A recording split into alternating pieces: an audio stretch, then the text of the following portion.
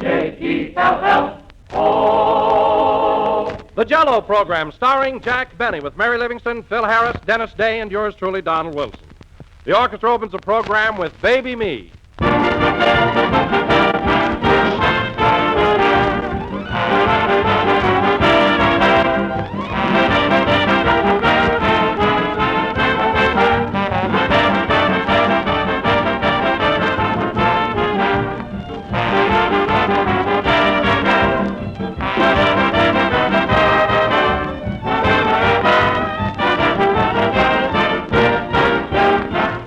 If you have a family of football fans, you know what an afternoon at the game can do to their appetite. Send them zooming up higher than a kite. So be prepared with a good hearty meal. And for dessert, that all-star favorite, Jell-O.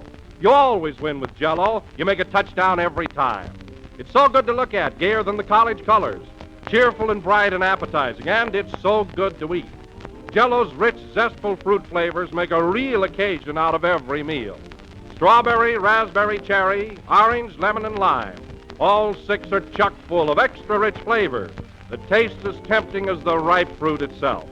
There are dozens and dozens of different ways to serve Jell-O, and you'll find attractive recipes on every package.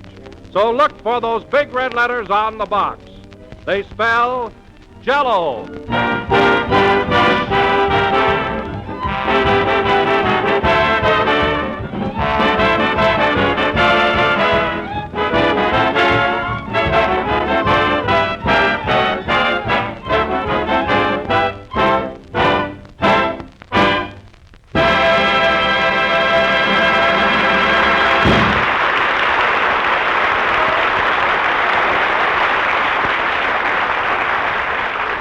That was Baby Me, played by the orchestra. Now, folks, as you all know, 447 years ago last Thursday, Christopher Columbus discovered America. That's right, Don. To finance this expedition, he borrowed a huge sum of money from Queen Isabella of Spain. Yep. So tonight, ladies and gentlemen, we bring you a man Columbus would have had trouble with, Jack Benny.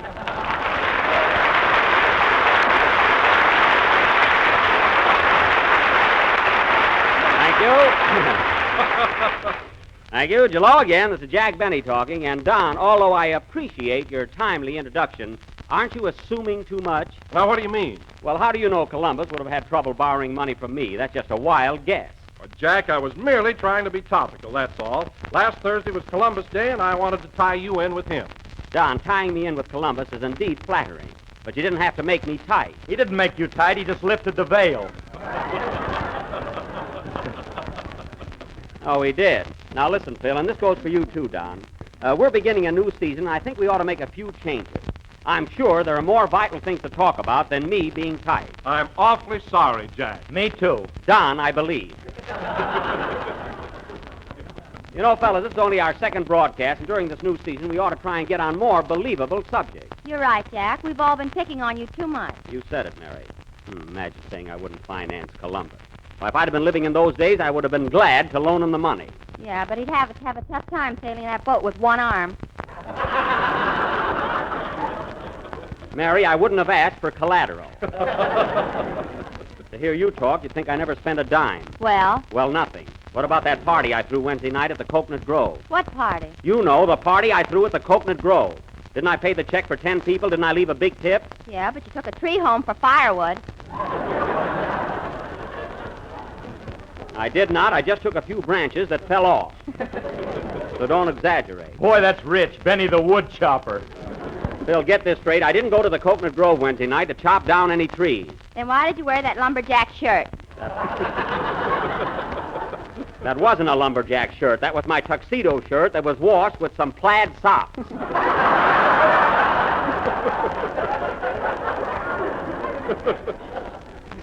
So there. Why, Jack, you ought to sue the laundry. He can't. He did it himself. Well, you're certainly right up on your toes tonight, Miss Livingston.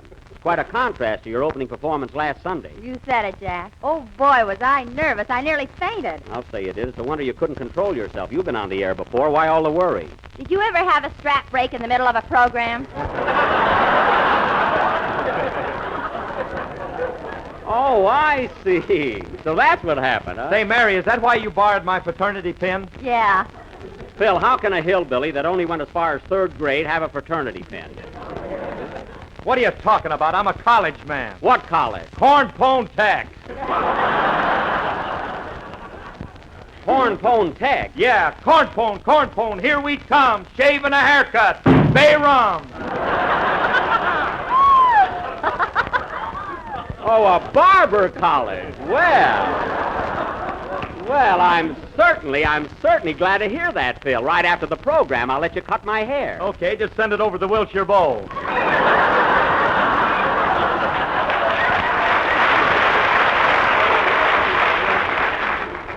All right, Smarty. No cover charge. Mary.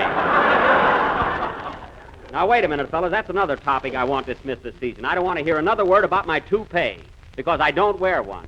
What's that over your right ear, a halo? Now, Mary, cut it out and let's change the subject. Say, Don, come here a minute. What is it, Jack? Did you hear any nice reports on our opening program last Sunday? I mean, was there any good comment on it? Why, yes, everyone I talked with liked it very much, and they were especially enthusiastic about our new tenor, Dennis Day. Oh, that's swell. Of course, he was a little nervous his first time on the air. Well, I have to admit, Jack, that I was pretty nervous myself. I had the shakes, too. Phil, you've never had anything that a good night's sleep won't cure.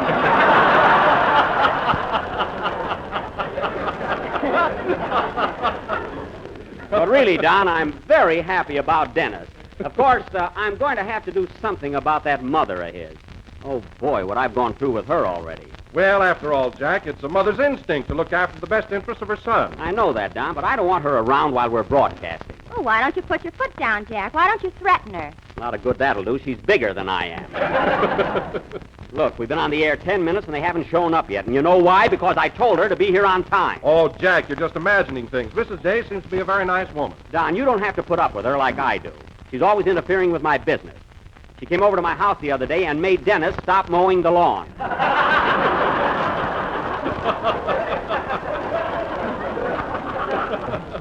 How do you like that? Don't tell me you got that kid mowing your lawn already. Well, it keeps him out of mischief, and besides, Dennis was perfectly willing to do it. He should be. You got it in his contract.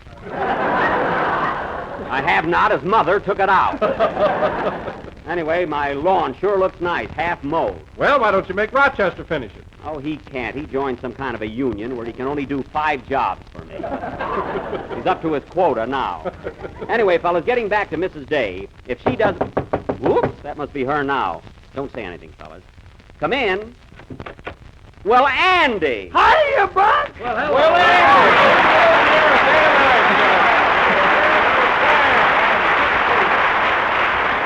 Well, Andy, it's about time you showed up. I was expecting you to drop in last Sunday. Well, I couldn't make it, Buck. I had to drive Ma and Pa to the Pomona Fair. We never miss it. Oh, the Pomona Fair. I say, did your mother win first prize again on her famous elderberry wine? Well, she was expecting to, Buck, but Pa was all alone in the back seat with the jug.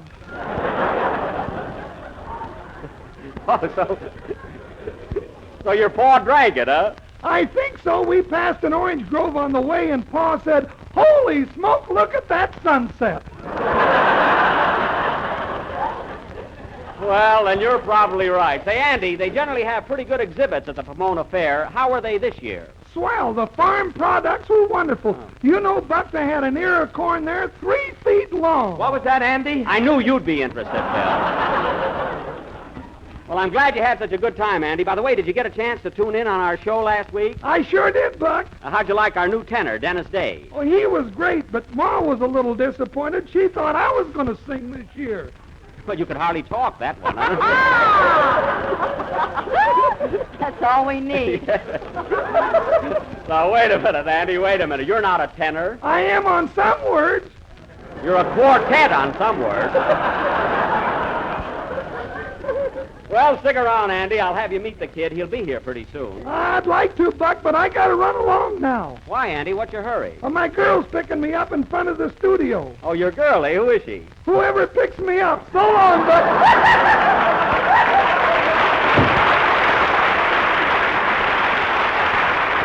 Well, say, that Andy's getting to be quite a devil. Well, come on, Phil. Let's get going with the show. How about a number? Okay, Jackson, would you like a newie or an oldie? Phil, just play a goodie if you can-y. A newie or an oldie.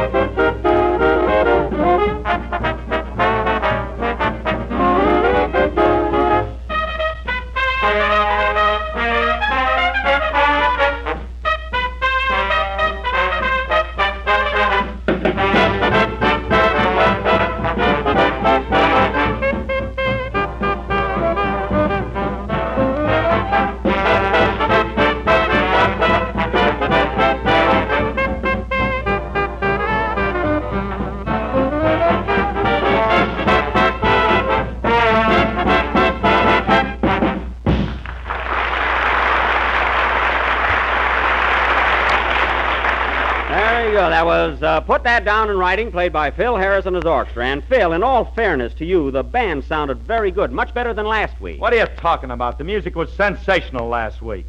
Sensational? Yeah. Did you see that marvelous write-up I got in the musical Curio? The musical what? Curio. I got it right here. Let's see that. Curio. That's Courier, musical Courier. He owns a fraternity pin yet. If I could trust that strap, I'd give it back. I don't blame you. What does the write-up say, Phil? It's a rave from start to finish, kid. You read it, Jackson. I don't want to sound hammy. Okay. It says, musical review. Phil Harris and his orchestra are back again on the Jello program this year. And on the opening broadcast, Sunday, October 8th, we can only say that the music was abominable. I guess that's bad, eh?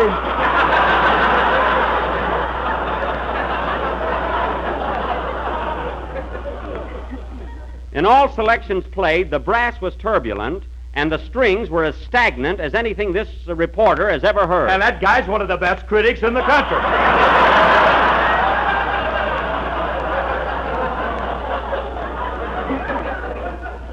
He certainly is, Phil, so that's what you call a rave notice, eh? Sure, I got a scrapbook full of that stuff. Did you hear that, Mary? He saves those kind of write-ups. Maybe he's going to blackmail himself. That must be it. What are you kids talking about? Why, that's one of the best write-ups I ever got. Did you notice them big words? Phil, this review says that your music was abominable, turbulent, stagnant. If you take a bow on that, it proves that you're definitely an illiterate egomaniac. No kidding. Gee, that went to his head, too. Well, I give up. I did my best. Now, let's drop all this nonsense and get down to business. Say, Jack. Yes, Don? Speaking of write-ups, our opening program got a lovely notice in the Grocer's Journal. Oh, in the Grocer's Journal, eh? Have you got it with you, Don? Sure, here it is, right here. It says, the Jello program opened its fall season last Sunday night with the most enjoyable half hour. Well. It was a distinct pleasure to hear Don Jolly Boy Wilson Jolly Boy. Yeah. again remind us that Jello is not only economical and easy to make, but that it comes in 6 delicious flavors: strawberry, raspberry, cherry, orange, lemon, and lime. Well, that's very nice, Don. Doesn't it say anything about the rest of us? Oh, yes, it says, Jack Benny, Mary Livingston, and Phil Harris maintained perfect silence as Mr. Wilson, in a voice vibrant with emotion, stressed the importance of insisting on genuine Jello with the big red letters on the box. Well, that's a marvelous review, Don. You went over very big. You know, fellas, when you get that kind Say, of... Jack, What? here comes Dennis Day now. Where? Right behind his mother. Oh, yes, yes. Hello? Hello, Dennis? Oh, hello, Mr. Benny.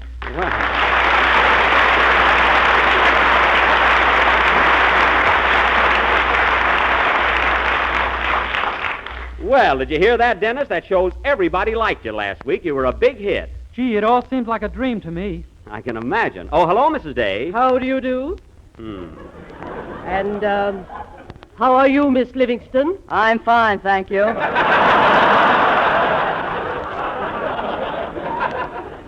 Mary. Now, Dennis. Yes, please? Dennis, I don't want to harp on any particular subject because this is all new to you. But as I told you last Sunday, it's rather important that you be here on time. You were a little late again today. I'm very sorry, Mr. Benny. That's quite all right. You see, we haven't lived out here very long. You've apologized, Dennis. That's enough. But, Mrs. Day, your son was just trying to be courteous, that's all. He said he was sorry. That's all that's necessary. Oh, brother. What was that? I said, oh, brother. I was talking to my brother. He's sitting in the 18th row. Hello, Sam.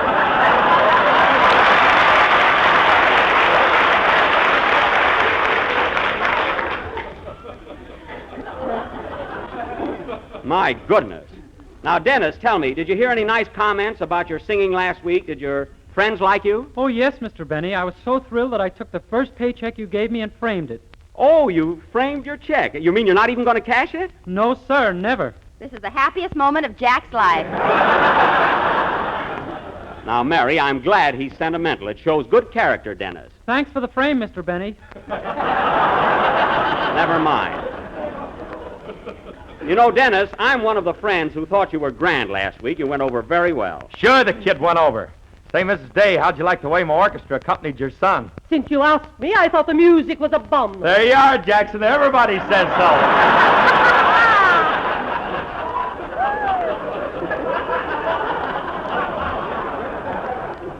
Phil, I can't stand this any longer. I'm going to explain this whole thing to you in your native tongue. When that critic said that your music was abominable, he meant that you weren't jiving, that you were off the beam. You mean I wasn't in the groove, I wasn't hep? Exactly. Well, dummy up on that. Mama, Jackson.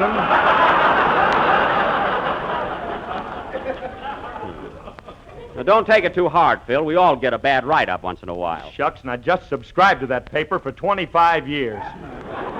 Well, that's too bad. Oh, Jack, you shouldn't have told him. He was so ignorant and happy. I did it for his own good, Mary. Phil's been getting pretty swell-headed lately. Is that so? Yes, Phil. You know, there's an old Chinese proverb that says, when orchestra leader gets kicked in pants, hat fit better.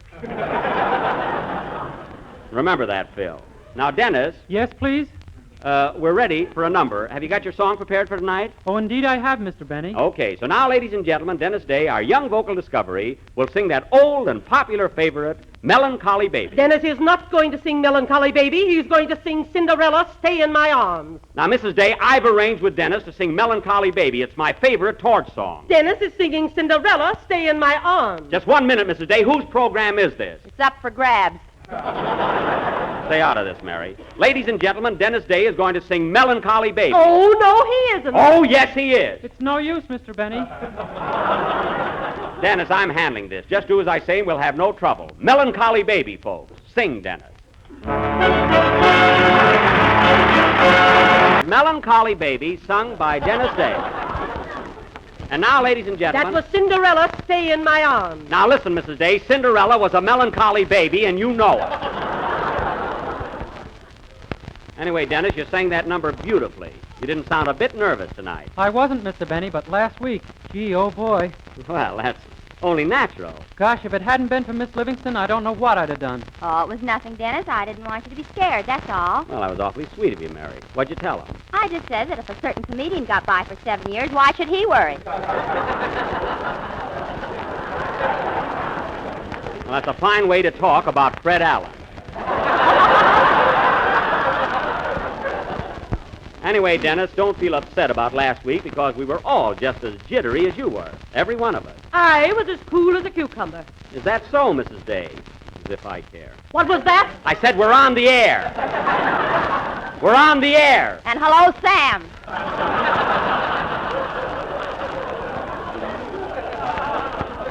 Mary, I'm talking. And now, ladies and gentlemen, if I may resume control here, I would like to announce our play for next Sunday. A week from tonight, the Benny Belligerent Barnstormers will inaugurate their new season of dramatic offerings. After much thought and careful consideration, we decided to open with our version of Darrell F. Zanuck's 20th Century Fox production, that historical drama of adventure and darkest Africa, Stanley and Livingston. Thank you, Kismet. This, I feel, will be one of our outstanding presentations. I agree with you, Jack. I think it's a great idea to do Stanley and Livingston. Yes, Don, at least it'll be something new. New? Fred Allen did it 2 weeks ago. Mrs. Day, what Fred Allen does on his program is no concern of mine. This is a true story that took place in the year 1875. And I have just as much right to do Stanley and Livingston as Fred Allen. Even more, you knew the boys.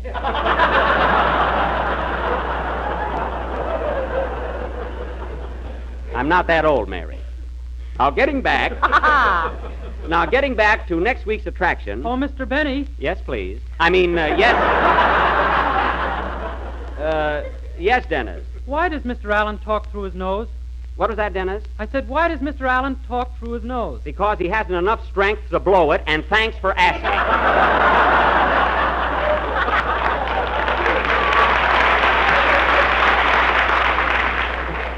And now, ladies and gentlemen, oh, gosh, I hope he's listening. And now, ladies and gentlemen, we are going to take the remaining moments of our program to give you a preview of some of the highlights from next week's stirring drama. First, pardon me, I'll take it. Hello? Hello, Mr. Benny. This is Rochester. Well, Rochester, I'm busy now. Call me back later. But it's important, boss. Carmichael's got a toothache. Toothache? Doggone, I knew there was something wrong with that polar bear this morning. Is he in pain, Rochester? Yes, boss, and he's in a bad mood. I threw a fish at him, and he declined it right back in my face. Well, Rochester, it's your own fault. Carmichael wouldn't have a toothache if you take care of him. Did you brush his teeth this morning? Only as I passed by.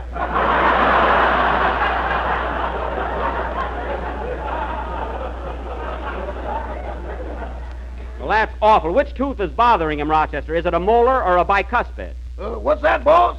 I said, is it a molar or a bicuspid? Yes, pretty bad.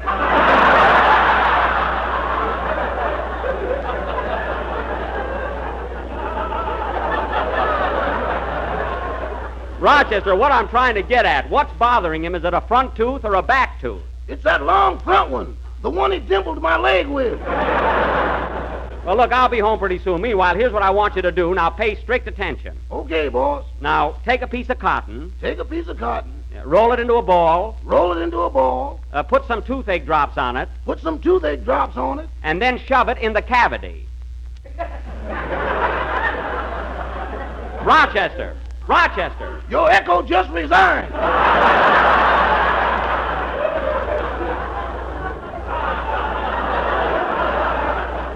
For heaven's sake, now, don't be such a coward. Animals understand when you're trying to help them. Uh-huh. You remember that story about the man who took a thorn out of the lion's paw? Yeah, whatever become of him?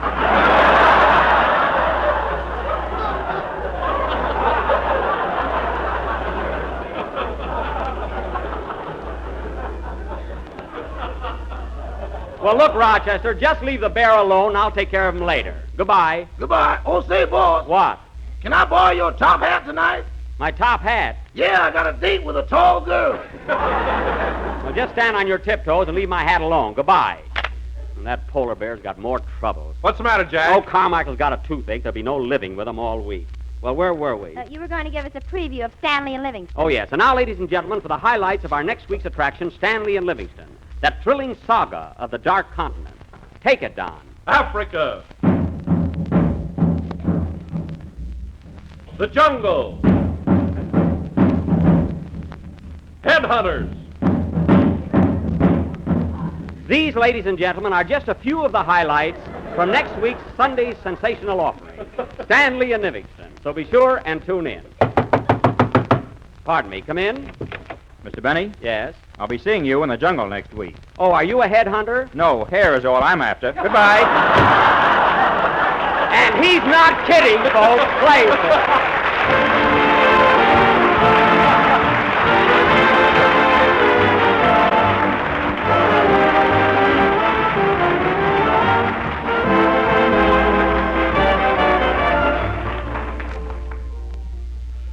You know, there's always something new for dessert if you just look around. And the new Jell-O puddings make the best desserts that you've tasted in a long time.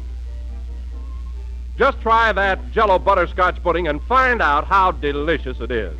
It has a creamy, mellow flavor, the flavor of real old-fashioned butterscotch, the kind you loved when you were a kid. And it has a tempting golden color like taffy that makes you hungry just to look at it. Then try Jell-O chocolate pudding, rich and dark and satin smooth. And Jell-O vanilla pudding with that rich color of old ivory and a delicately tempting flavor.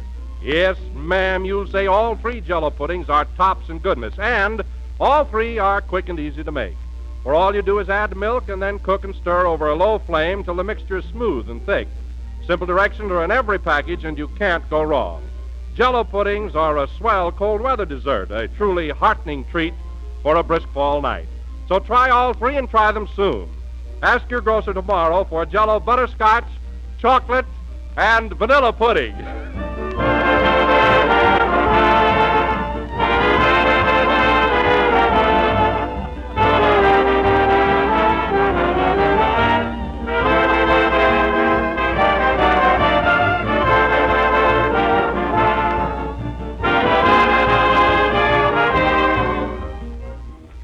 This is the last number of the second program in the new Jell-O series, and we will be with you again next Sunday night at the same time. So be sure and listen in to the opening of our dramatic season. Say, Jack. What? Let's go out someplace and get a sandwich. I can't, Mary. I got to run home and take care of Carmichael. Oh, say, do you know a good dentist I can get for him? Sure, I got an uncle that's a swell dentist. Well, call him, will you? Is he painless? No, he's got rheumatism, something awful. Oh, well, I guess he'll do. Good night, folks.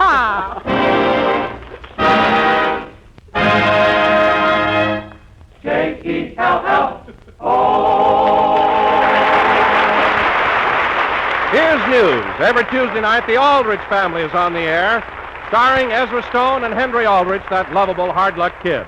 Consult your local newspaper for time and stations, and be sure to tune in on the Aldrich Family next Tuesday night. This is the National Broadcasting Company.